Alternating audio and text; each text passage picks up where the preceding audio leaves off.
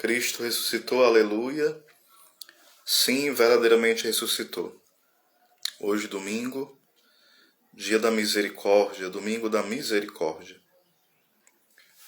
Dia de nós, assim como Tomé, dizermos, professarmos meu Senhor e meu Deus, em adoração, em reconhecimento, aquele que tudo é, aquele que tudo pode. Assim como Santa Faustina foi alcançada e foi essa grande apóstola, né? Entenda apóstola aqui no outro sentido, não no sentido de sucessão apostólica, claro que não, né? Essa apóstola da divina misericórdia, nós devemos também fazer esse apostolado, porque o homem de hoje não conhece a misericórdia e muitas vezes despreza a misericórdia ou brinca com a misericórdia de Deus. Todas essas posturas são perigosas. A desconfiança da misericórdia. Sem dúvida, Santa Teresinha e também Santa Faustina falavam, né, que o pecado que mais ofende a Deus é a desconfiança da sua misericórdia. Então peçamos ao Senhor que nós não desconfiemos desse amor eterno, profundo por nós, que transforma a nossa vida. Alguém que se lança na misericórdia divina, sem dúvida, vai distribuir essa misericórdia para os outros, da sua casa, seus amigos, seu trabalho. Sem dúvida vai fazer esse grande apostolado da misericórdia. Um dos livros que a gente pode meditar bem essa experiência da misericórdia, além das Escrituras, além também do livro de Santa Teresinha, né, que canta as misericórdias do Senhor, esse maravilhoso livro de Santa Faustina, o Diário de Santa Faustina, né? Quem não conhece pode adquirir pela editora Canção Nova, vale muito a pena mergulhar nesse mistério de amor. Repito, a misericórdia não é um salvo-conduto para ofendermos a Deus, de forma alguma. É tanto que Jesus misericordioso mostra para a Santa Faustina também o inferno. Infelizmente as pessoas antepõem a misericórdia e a justiça e excluem um para ter o outro. Não, não é assim. Em Deus não é assim que funciona. De forma alguma. Então que hoje o Senhor nos dê a graça de sermos envolvidos na sua misericórdia. A palavra misericórdia, né, junção de duas palavras, misere, miserê, misérias, né, e córdia, coração. Ou seja, é o coração amoroso de Deus que vem até a nossa miséria, as vence, nos perdoa. Ou seja, o Senhor, que no seu infinito amor desce e vem até nós e vence as nossas misérias, as nossas podridões, as nossas negligências, os nossos vícios. Ele é o Deus vencedor. Ele é o Deus misericordioso. Então que neste dia sejamos de fato alcançados, envolvidos por essa infinita misericórdia de Deus. Boa tarde, Rafa. Que Deus te abençoe. Então, que neste dia nós possamos olhar também para as parábolas da misericórdia, né? E como aquele filho pródigo voltou para os braços do Pai, que nós possamos voltar para os braços do Senhor. Também, como no Evangelho de hoje, Tomé faz essa experiência da misericórdia. Tomé tinha um coração muito sincero. São Tomé, né? E é na sinceridade que Deus vai agindo. Nós não podemos ser fingidos diante de Deus. Mesmo que a gente queira, Deus conhece o nosso fingimento. Os nossos pensamentos, sentimentos, tudo, tudo. Não adianta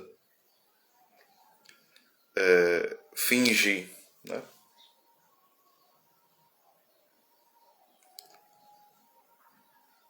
Olá, cacique.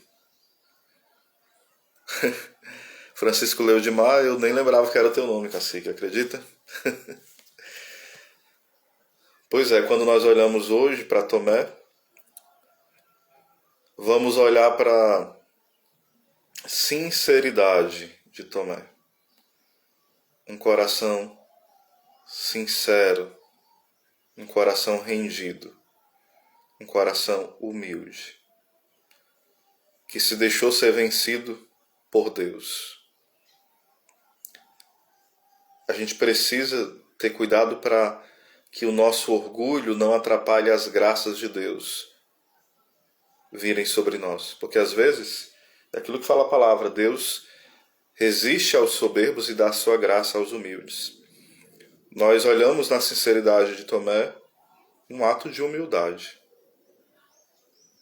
E sem dúvida, como fala Santo Agostinho, o momento de incredulidade de Tomé, mas cheio de sinceridade, cheio de desejo de ver a Deus, nos deu oportunidade de também apresentarmos a nossa fraqueza diante de Deus. Quantas vezes nós também somos incrédulos? Quantas vezes nós somos também temerosos, duvidosos? E assim como o Senhor tocou a Tomé, hoje São Tomé, Ele também toca. Quantas vezes nós fraquejamos na fé?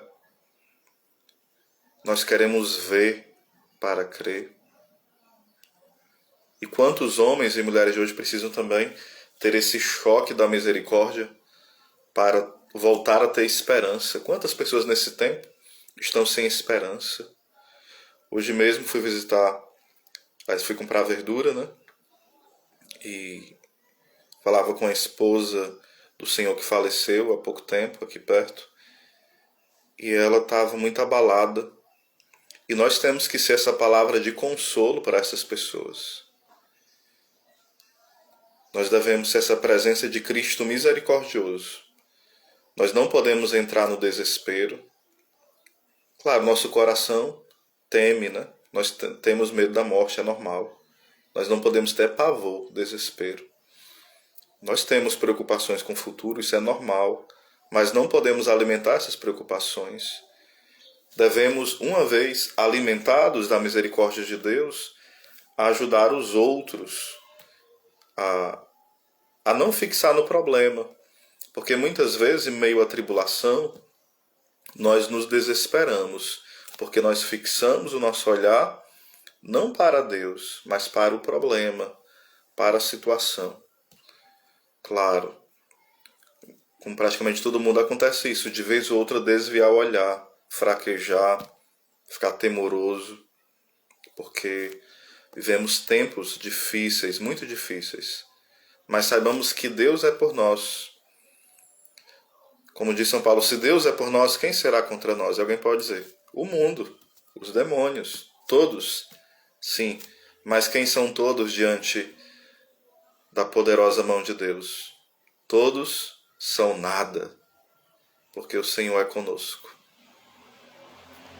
E nesse tempo, talvez tem pessoas que você precisa perdoar. Eu fico preocupado porque às vezes, no tempo desse que nós estamos vivendo, as pessoas estão muito preocupadas com a vida biológica, esquecem da vida da alma. As duas coisas são importantes, estão anexas. Quantas pessoas estão com medo de morrer, mas não têm medo de estar em pecado mortal? São Bernardo vai dizer, São Bernardo de Claraval, doutor da igreja, se todas as pessoas, falando só da morte do corpo, certo? Se todas as pessoas e de todos os tempos morressem, aqui só a morte biológica, certo? Física. Mas uma só pessoa caísse em pecado mortal, essa pessoa que caiu em pecado mortal é algo muito mais sério, muito mais grave do que todas essas pessoas que morreram ao longo de toda a história. Ou seja, a morte espiritual e, pior ainda, a morte eterna é incomparavelmente mais séria do que a morte biológica. A gente precisa pedir a Deus todo dia a contrição perfeita. Senhor, me envolve com a tua misericórdia, para que eu não morra longe de ti. Porque da forma que nós morrermos, nós iremos permanecer. Se eu e você morrermos longe de Deus, para sempre estaremos longe dele. Se morrermos unidos a Deus, para sempre estaremos unidos a Deus. Quem é que vai morrer bem? Quem vive bem. Se a gente vive mal, vai morrer mal. Se buscamos viver bem na oração, perdoando as pessoas, buscando as virtudes, a confissão e sacramentos, sem dúvida, a nossa morte vai ser amparada por esse consolo de Deus. Mas se nós vivemos só em busca de prazeres, de satisfazer o nosso corpo no sentido pejorativo, a gente vai se perder. Sim, morrer em pecado mortal é gravíssimo, sem dúvida. Só que é um grande mistério, porque, por exemplo, isso se refere a nós, porque muitas vezes, seja bem-vinda, Michele Rodrigues, também o Antônio Robson.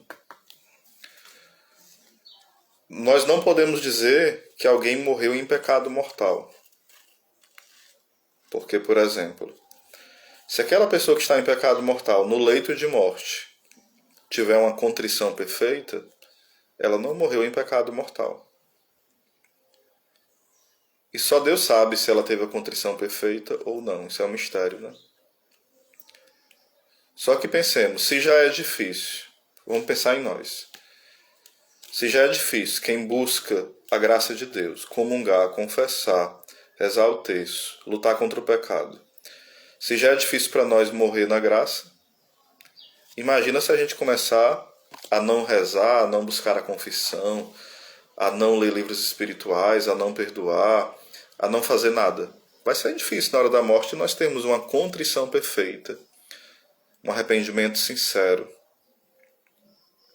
Então, aqui neste dia da misericórdia, peça, todo dia peça isso, todo dia. Senhor, dai-me a graça de uma vida santa, de viver bem. Senhor, dai-me a graça neste dia de detestar todos os meus pecados. Sim, se uma pessoa tem a contrição perfeita, que não é algo impossível, mas não é algo tão fácil. Se a pessoa tem a contrição perfeita, porque ela não pôde se confessar, ela pode sim ir para o céu. Claro, indo para o purgatório e tudo mais, né?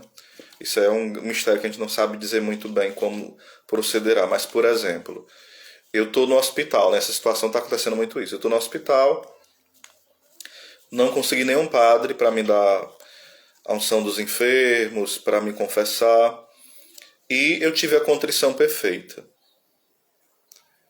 Eu fui perdoado? Sim, se eu tive a contrição perfeita, eu fui perdoado.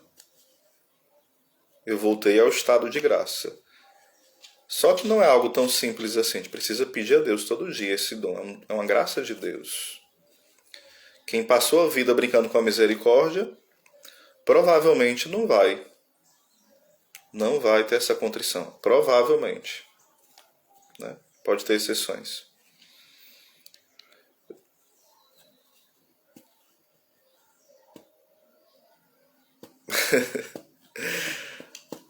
Tá certo, cacique.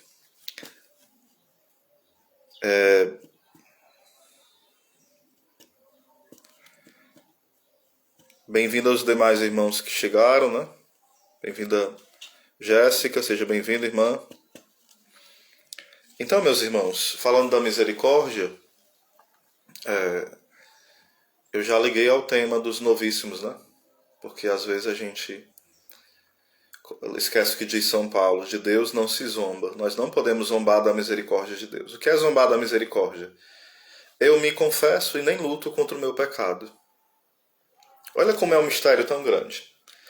Santa Teresa de Ávila teve uma visão aonde caía como flocos de neve.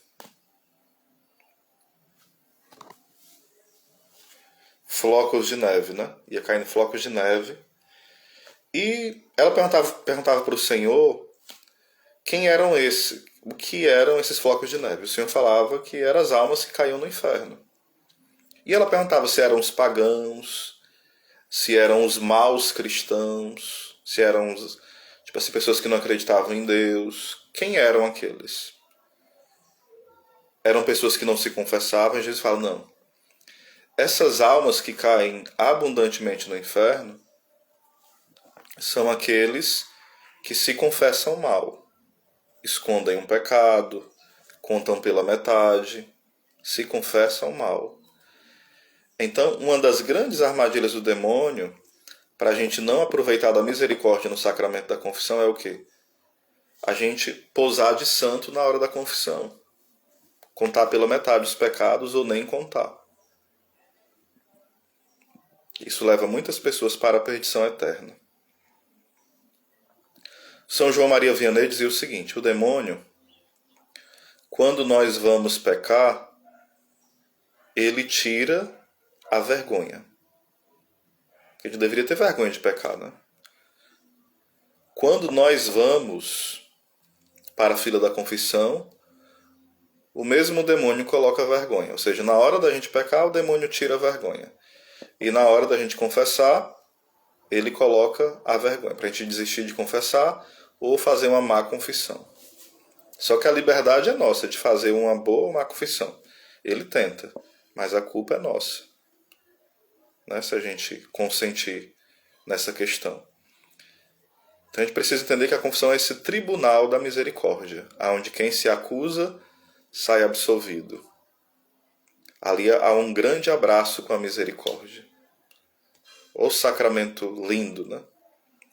Você entra podre, sai limpinho, lindo, cheiroso, lavado pelo sangue do Cordeiro. Que sacramento belo! Então, quando eu falei, Rafa, sobre a questão da pessoa ter a contrição perfeita, mas a gente não pode arriscar, né? Quem é que garante que nós vamos ter a contrição perfeita? A gente deve buscar a confissão e fazer boas confissões e lutar contra o pecado sempre, e amar e buscar uma vida virtuosa, crescer na graça. Senão, é um grande perigo. É um perigo para todos, para um padre, para uma freira, para um consagrado, para o casado, para todos é um perigo. Então tenhamos esse zelo, esse cuidado, né? Ainda falando sobre a misericórdia de Deus, é interessante que Santa Teresinha falava o seguinte, né? Ela imaginava Deus como esse braseiro da misericórdia. E ela dizia assim, ainda que eu tivesse cometido 1000 crimes, eu confiaria na mesma forma na misericórdia divina. Eu continuaria acreditando da mesma forma na misericórdia divina, mesmo que eu tivesse cometido 1000 crimes. E ela comparava assim o nosso pecado, por piores que eles sejam, como uma gota que vai caindo, aí a misericórdia como esse braseiro. Antes da gota bater no braseiro, ela já evaporou. Ou seja, a misericórdia vence o nosso pecado, vence as nossas podridões. E é interessante que Santa Teresinha dizia o seguinte, sobre a misericórdia preventiva, né? Ela tinha uma grande devoção com Santa Maria Madalena. E ela dizia que, por exemplo, ela sabia que muitas coisas que ela não tinha feito, igual a Maria Madalena, né? Hoje Santa Maria Madalena, é porque Deus tinha preservado ela. É a misericórdia preventiva de Deus. Porque, por exemplo, eu posso usar de misericórdia com alguém, ajudando ela a ser curada, ou evitando que ela caia na doença, ajudando ela a não cair na doença. Eu posso ajudar uma pessoa que foi sequestrada a ser tirada da mão do sequestrador, ou eu posso evitar, de forma preventiva, que ela caia na mão do sequestrador. Então Santa Teresinha ela tinha muita clareza que Deus a preservou de muita coisa. Muita coisa. Então, meus irmãos, se nós não caímos em determinados pecados, não pensem que nós não somos capazes. Nós somos capazes de cometer os piores crimes, os piores. Se você acha que não pode cometer tal pecado, é sinal que você não se conhece. Nós somos capazes de tudo. Tudo de ruim nós somos capazes, infelizmente. Se a gente não vigiar, se a gente não rezar, se a gente não for humilde, nós somos capazes das piores monstruosidades. Mas Deus é tão bom que vai nos livrando, nos preservando. E quando nós caímos no pecado, o Senhor vem ali e nos perdoa, né? Se assim nós nos aproximamos com o coração arrependido. Santo Agostinho vai dizer o seguinte também sobre a misericórdia divina. Que o que o demônio faz? Quando nós estamos prestes a cair no pecado, olha só a tática. Quando nós estamos prestes a cair no pecado, o demônio está nos tentando, né?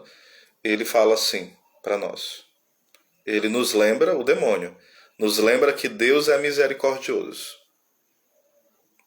E quando nós caímos no pecado, depois da tentação, o demônio nos lembra que Deus é justo, é justiça. Para a gente ficar ali se remoendo, né? O Espírito Santo faz o contrário disso. Quando nós estamos prestes a cair no pecado, o Espírito Santo nos lembra que Deus é justo, que existe o inferno, que existe a condenação eterna. Mas se infelizmente nós cairmos no pecado, o Espírito Santo nos lembra que Deus é misericórdia e quer nos erguer, quer nos levantar, quer nos fazer um novo homem, uma nova mulher, uma nova criatura. Olha só a tática. O demônio investe. Primeiro nos lembra que Deus é misericordioso, para que a gente se entregue ao pecado. Depois nos lembra que se a gente cair em pecado, que Deus é justo, para a gente cair no desespero. Não que a justiça de Deus seja motivo de desespero, mas é essa perversão que o demônio quer fazer. Já o Espírito Santo faz o contrário. Quando nós estamos prestes a cair, o Espírito Santo lembra, né? Deus é justo. Existe a condenação eterna, existe o inferno, existe ofender a Deus. Existe o ofender-me, isso é muito grave. E se porventura nós cairmos, o Espírito Santo nos lembra que existe um Deus misericordioso, que é esse Pai que nos espera. Bem-vindo, Pedro. É interessante, irmãos, por exemplo, na parábola da misericórdia, que aquele pai ele esperava. Todo dia ele olhava se o filho estava voltando, né? Se estava a voltar o filho que saiu. E é interessante que no livro do Eclesiástico, não lembro qual a passagem, mas no Eclesiástico fala que o homem, né, o homem justo, o homem reto, o homem assim de família, o homem sério, ele não deve caminhar muito rápido, ele deve caminhar de forma compassada. O judeu tinha essa cultura. Um homem sério não fica correndo, avexado, aquela coisa toda, não. Ele deve andar de forma compassada. Mas olha que interessante. Lá em Lucas 15, as 3 parábolas da misericórdia, né, fala que o pai saiu correndo. Ou seja, o pai não se preocupou com a reputação dele. Ele se preocupou em amar o filho e em dar uma grande festa. Ele não se preocupou em dizer, vai, ele é tão sério, tá correndo para quê? Parece um doido. Né? Não é um homem respeitado, justo, correndo. Correndo para quê? Correndo para perdoar, correndo para amar, correndo para revestir o filho com uma nova roupa, com anel, com sandálias. Aquele filho que estava vivendo como escravo, agora novamente vai viver como filho. E ele corre para que, o quanto antes, ele saia da situação de escravo e viva como filho. O dia da Divina Misericórdia é o dia de nós entendermos. Hoje eu não vou viver mais como um escravo do demônio, mas como um filho de Deus. Vou deixar que ele coloque o anel no dedo. O anel no dedo é símbolo da autoridade, porque tinha ali a marca do pai e colocava o carimbo nas coisas, né? A sandália também é esse símbolo de alguém importante, de alguém que é filho. As vestes, né, novas, tudo ali em torno de uma filiação. E é interessante que o pai, ele não somente beijou, na tradução original fala que ele cobriu de beijos. Cobriu, se lançou sobre o filho e cobriu de beijos. Na Bíblia, o beijo, um dos símbolos do Espírito Santo, que é a terceira pessoa da Santíssima Trindade, que é Deus, um dos símbolos do beijo, é o que fala o Cântico dos Cânticos, né? Beija-me com os beijos de tua boca. Ou seja, é como se dissesse: Senhor, dai-me o teu Espírito Santo, dai-me o teu Espírito. É como se o Pai, representa ali o Pai eterno, né? Representa também Jesus como esse coração de Pai, também representa o bom pastor, né? O belo pastor, que cobre de beijos. Cobrir de beijos quer dizer o quê? Derrama o Espírito Santo. O Espírito Santo é dado para a remissão dos pecados. Então ali, na parábola da misericórdia, tem todo um mistério trinitário. O Pai, o Filho e o Espírito Santo. A gente poderia dizer ali, o Pai que abraça. Mas quais são os braços ali? A gente poderia dizer, um braço representando o Filho, outro braço representando o Espírito Santo. É a Trindade abraçando aquela pessoa que estava na desgraça, fora da graça, longe da graça, e voltou para a vida na graça de Deus, na amizade com Deus.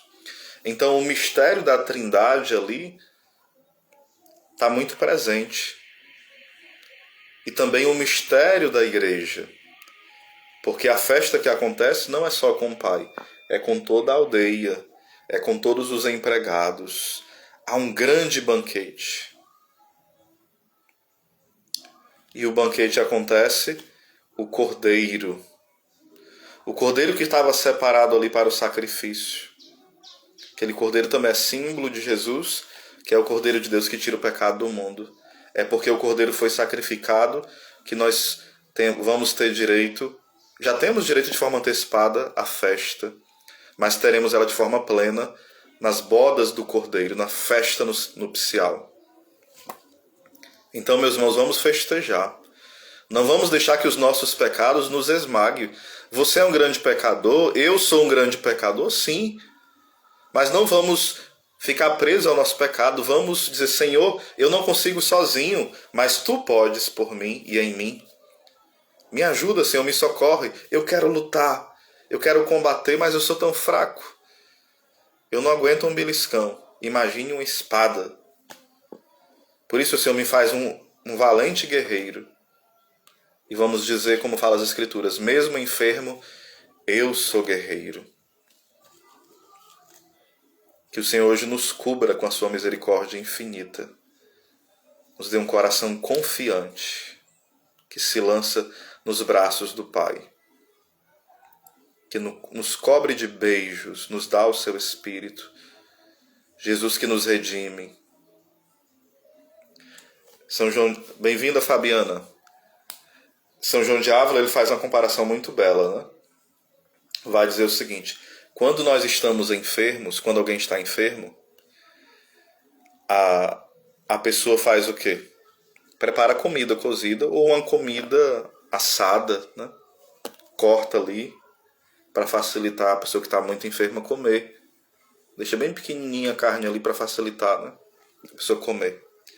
E São João de Ávila diz: Jesus, na cruz, foi assado por amor a nós. Desejo ardentemente comer essa Páscoa convosco, falou Jesus. Então ali na cruz também tem o mistério da Trindade. O Pai, que recebe o sacrifício do Filho, que olha para o Filho, que ama o Filho.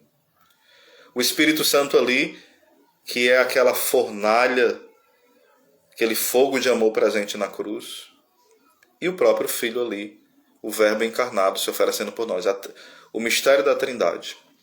São João de Ávila vai dizer que Jesus ali é incendiado na cruz, é queimado por nós, de amor, né? Nesse sentido mais analógico.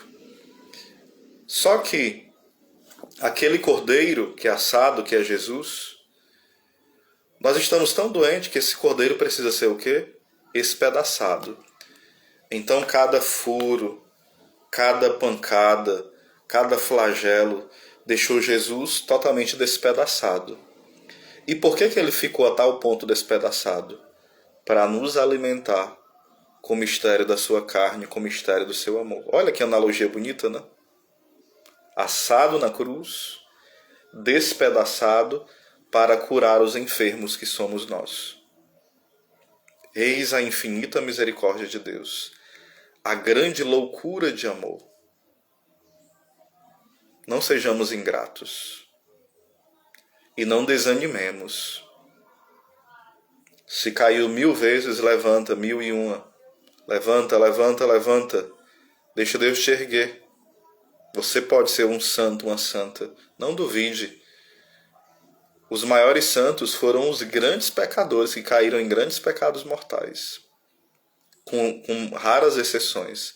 Grande parte dos santos, grande parte deles foram grandes pecadores.